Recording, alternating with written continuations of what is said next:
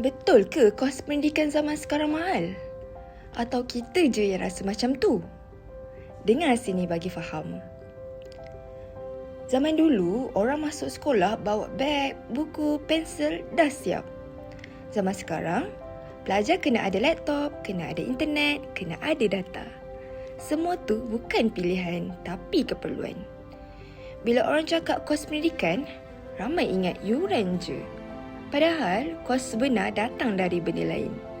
Buku makin mahal, pengangkutan, sewa rumah, makan minum, semua naik serentak. Pelajar dari keluarga sederhana yang paling terasa bukan sebab mak ayah tak nak tolong, tapi sebab gaji tak naik seiring kos hidup. Dalam satu masa, kena fikir bil, kena fikir makan, kena fikir pendidikan anak. Ada yang kata, beasiswa kan ada. Pinjaman pun ada. Betul, tapi bukan semua layak dan bukan semua mampu tanggung hutang lepas berat nanti. Kadang-kadang, yang dapat pun tak cukup untuk tampung kehidupan seharian sebagai murid. Bila kos pendidikan makin tinggi, yang terancam bukan markah peperiksaan, tapi masa depan, sebab pendidikan sepatutnya jadi peluang, bukan beban.